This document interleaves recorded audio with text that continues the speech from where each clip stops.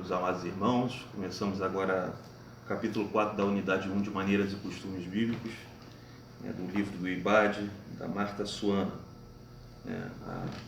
Este capítulo tem por título Dificuldades na Família. Vai falar sobre uma série de problemas e situações diferentes que aconteceram nos tempos bíblicos, relacionados a casamento, a viuvez, a divórcio, comportamento dentro da família em si. Começando pelo problema da poligamia. O assunto bíblico da poligamia, a poligamia era algo presente nos tempos bíblicos, principalmente nos tempos dos patriarcas, onde nós vemos ali a poligamia praticada pelos próprios patriarcas Abraão, Isaac e Jacó. Nós vemos a poligamia sendo praticada desde dali do filho de Caim, Lameque, onde ele ali se casa com duas mulheres. A poligamia era uma prática bíblica, não necessariamente da vontade de Deus, porque se a poligamia fosse da vontade de Deus, Deus tinha criado mais de uma mulher para um homem ou mais de um homem para uma mulher, mas ele fez homem e mulher e falou crescer e multiplicar.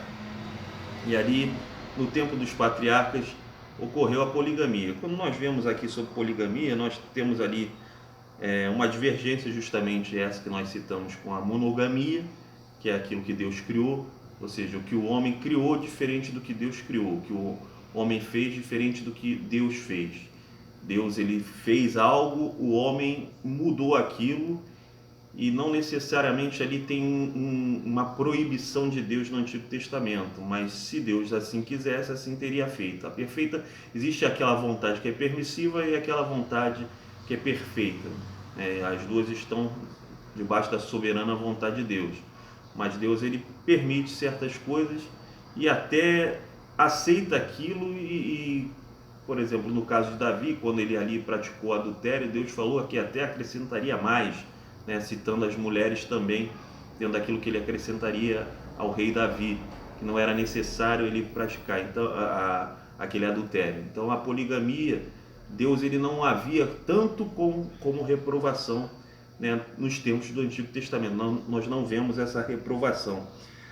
Fazia parte do contexto dos patriarcas, era regulamentada pela lei. Nós vemos um exemplo disso em Êxodo 21:10, que fala da escrava, que é tomada por esposa, tendo o seu senhor outra esposa, e o tratamento teria que ser o mesmo, não poderia deixar em falta aquela segunda esposa, embora tivesse sido escravo.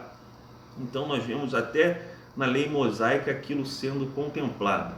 Então nós precisamos entender que era um mundo oriental, de mais de 1000 a 1500 anos antes, no caso de Moisés e dos patriarcas até mais.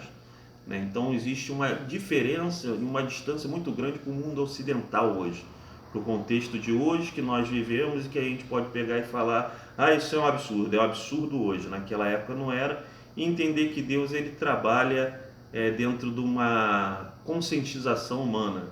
A revelação ela é progressiva, até que o homem adquira uma consciência plena, saia da ignorância completa. Deus ele vai tratando o homem de forma diferente. Nós não vemos isso nos tempos do Novo Testamento como uma prática dentro de Israel. Não há caso citado, pelo menos na Bíblia nós não vemos, dentro do contexto de Israel, ou seja, era um marido para uma esposa, já na época de Jesus, em sua grande maioria. Pode ser que houvesse, mas nós não temos esse relato, mas nós vemos isso meio contemplado de longe quando o apóstolo Paulo, não com relação ao povo de Israel, mas a outras culturas, porque a igreja ela se expandiu, saiu do meio israelita e foi para as outras nações, até os confins da terra, assim Jesus mandou, e as outras culturas eram diferentes das culturas de Israel, ali dos judeus. Então muito provavelmente se encontrou culturas em que tinha um homem casado com mais de uma mulher, e que ocorresse uma conversão até de todos, da casa inteira. O carcereiro, Paulo falou, crê no Senhor Jesus, será salvo tu e tua casa. Então se todos ali crescem, todos seriam salvos. E vamos supor que esse carcereiro fosse casado com 3 mulheres, ele ia ser rejeitado na igreja, ou ia se ordenar que ele mandasse as mulheres embora. Não, ele é aceito na igreja, é o que se entende, assim como quando nós vamos ver outras nações, quando verificamos acerca de obra missionária, nós encontramos dentro da cristandade situações como esta, uma pessoa casada com mais de outras mulheres, porque são outras culturas, e não se exclui essa pessoa. Mas o apóstolo Paulo ele deixa uma ordem bem clara: para trabalhar, né, no episcopado, só podia ter uma mulher só. Quando ele fala isso, dá margem, né, para subentender que haviam pessoas na igreja que tinham mais de uma mulher. Então, a poligamia sempre foi presente nas culturas no mundo todo. Quando o nosso mundo ocidental se expandiu, é que essa coisa foi diminuindo. Mas se nós olharmos lá para o princípio, é Adão e Eva, então Deus ele criou um para um. E compreender que se esse é o desejo de Deus, se assim Deus criou, o modelo é Deus, o modelo não é o homem, embora Deus aceite, permita, ou você não veja uma certa represália. Nós vemos um problema grande na questão do divórcio, que nós vamos ver dentro em breve. A viuvez, que era outro problema, problema social na verdade, porque a tendência era a viúva ficar desamparada, e se ela não tivesse um filho que pudesse trabalhar para sustentá-la, ou não tivesse mais família, não pudesse retornar às casas dos pais, a gente vê que a viúva ela ficaria numa situação de necessidade. Nós vemos esse tipo de exemplo no livro de Reis, 1 Reis 17:8, 2 Reis 4:1, nós vemos esse tipo de registro. E também ali no Novo Testamento, quando a viúva ali de Naim perde o filho. Então, Lucas 7:12. Então, nós vemos que a viuvez era um problema. Paulo instrui a Timóteo, e nas suas cartas ele sempre está instruindo em estar dando assistência às viúvas. Paulo sempre está dando essa orientação, porque elas realmente ficavam desamparadas. Tinha a possibilidade de, quando ficasse viúva, se os pais ainda fossem vivos, voltar para a casa dos pais. Esse tipo de situação, alguns dizem que o dote que era dado no casamento, a família ali da noiva, era para justamente numa eventual situação dessa, aquele dote servisse para amparar a viúva. Então havia uma preocupação acerca dessa situação, que era uma situação real, social e que deveria ser amparada. E ali nós vemos instruções, principalmente no Novo Testamento, acerca da igreja amparar órfãos e viúvas, bem grande. Deus ele sempre se preocupou com órfãos e viúvas, não é porque ficaram desamparados que Deus não se preocupava. Nós vemos várias passagens, Salmos 68:5, Isaías 1:7, Jeremias 7:6, demonstrando a preocupação de Deus acerca do amparo das viúvas. Existia a situação do levirato, que se a viúva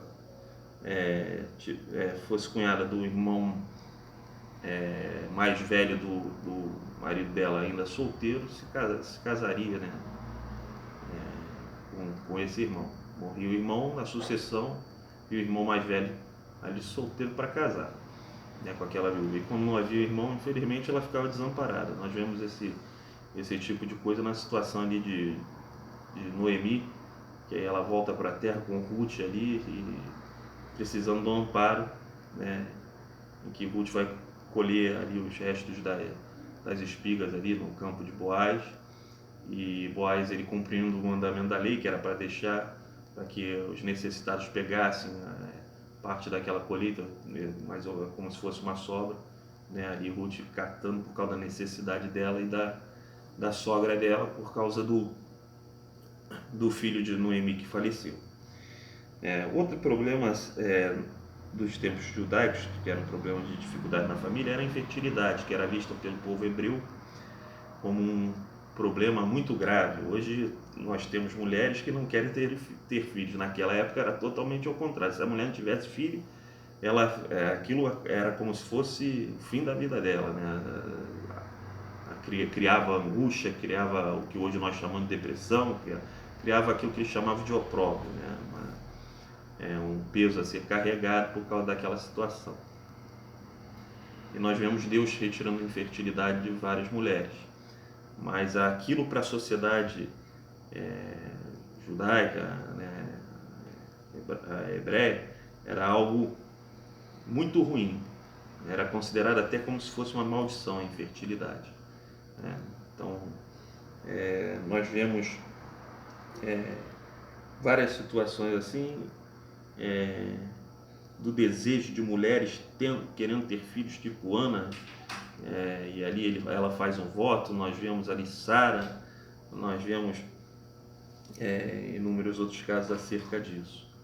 Deus ali operando o milagre, trabalhando e tratando desse problema da infertilidade. E aí, com relação ao casamento, tem o problema do divórcio. O divórcio era legalmente tratado, embora Deus tenha aversão ao divórcio, é o que diz, se não me engano, no livro de Malaquias, e Deus abomina, odeia o divórcio, né? Como aborrece o divórcio, dependendo da tradução, que é referente a algo detestável pelo Senhor.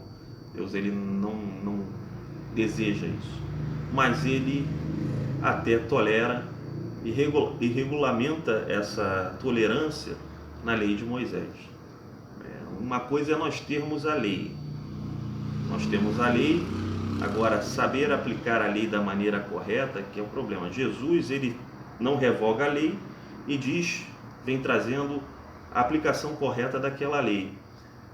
Nós vemos uma situação dessa quando alguns se achegam até Jesus para falar da carta de Moisés, carta de divórcio que Moisés deu, e questiona Jesus sobre aquilo e os motivos que se podia repudiar uma mulher, porque na época de Jesus existiam duas escolas rabínicas muito fortes.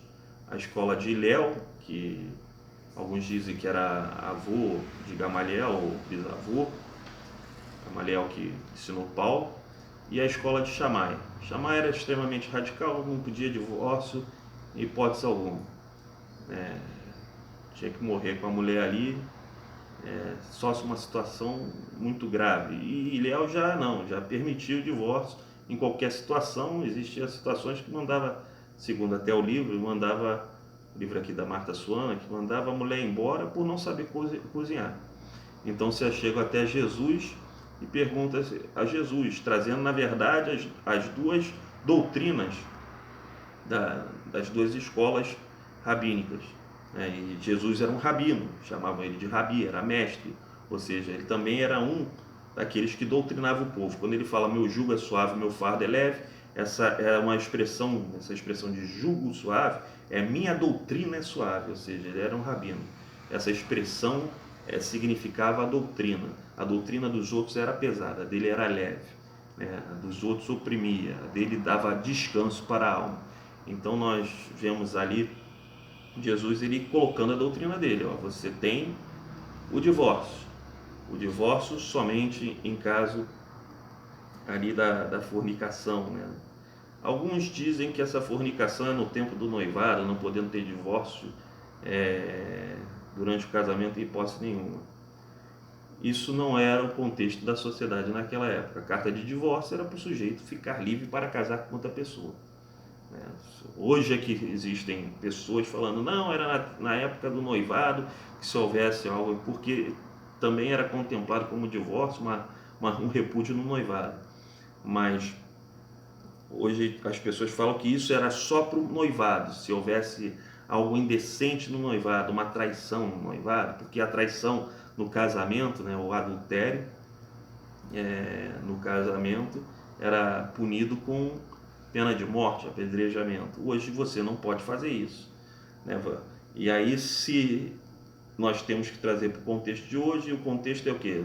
Nações gentias. A nossa igreja é uma igreja de nação gentia, a igreja no Brasil não é a igreja do primeiro século, feita só de judeus, que tinham 12 hebreus e o líder deles que era Jesus.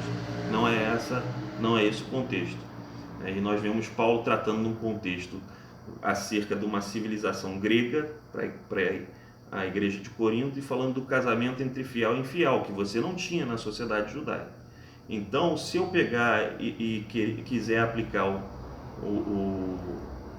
essa lei considerando como se houvesse pena de morte daquele que adulterou, eu não vou conseguir fazê-lo nas nações gentias, porque não se matava ninguém por adultério fora na antiguidade. Hoje não se mata ninguém. Se eu adulterar, minha esposa não vai conseguir me matar para ter um novo casamento. Então eu preciso verificar, porque senão eu vou estar punindo aquele que sofreu o adultério. Então eu preciso verificar o bom senso, aquilo que Jesus fala: misericórdia quero, sacrifício não. O ideal é que a pessoa perdoe o adúltero, o que não é fácil. Essa é a vontade de Deus, dentro daquilo que Deus uniu. E aí o ideal é que a pessoa perdoe, mas se não, pela dureza do coração, tem a carta de divórcio. Não existe sentido ter uma carta de divórcio se você não pode repudiar. Nações ocidentais não vivem conforme as orientais do primeiro século.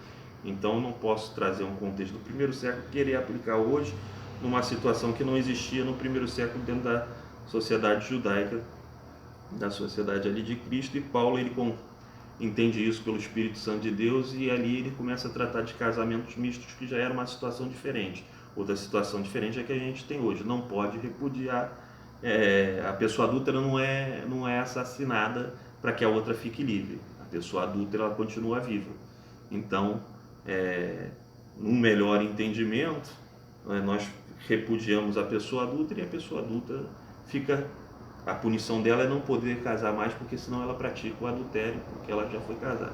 Agora quem casou tem a liberdade para casar de novo, coisas que muitos não aceitam hoje, querendo trazer o contexto do primeiro século.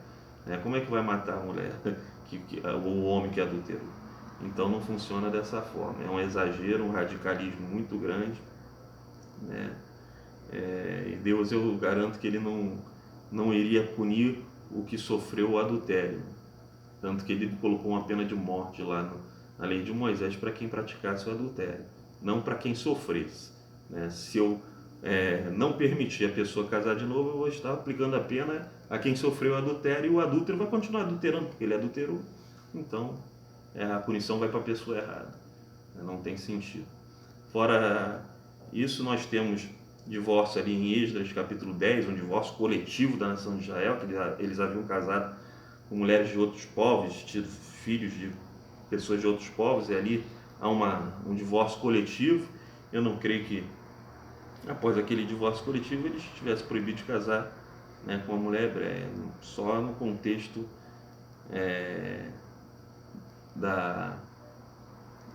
do primeiro século é que não havia essa possibilidade de ter uma pessoa que adulterou viva, deixando livre aquele que sofreu adultério por viuvez, porque o adúltero seria morto.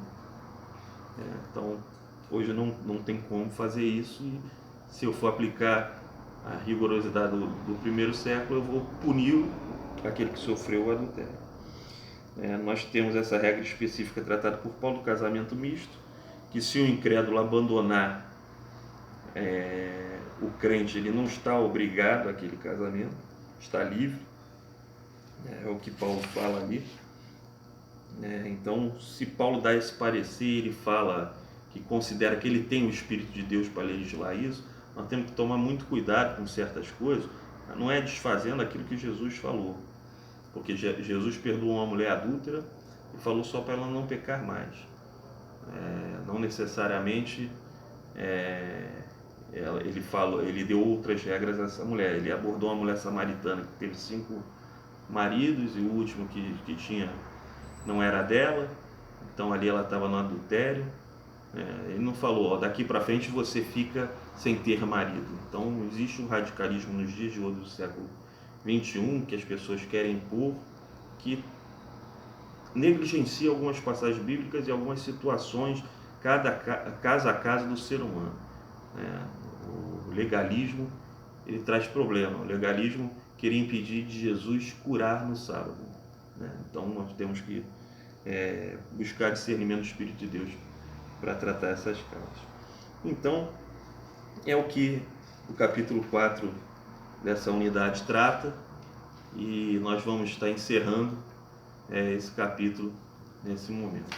Deus abençoe a todos e fiquem na paz do Senhor.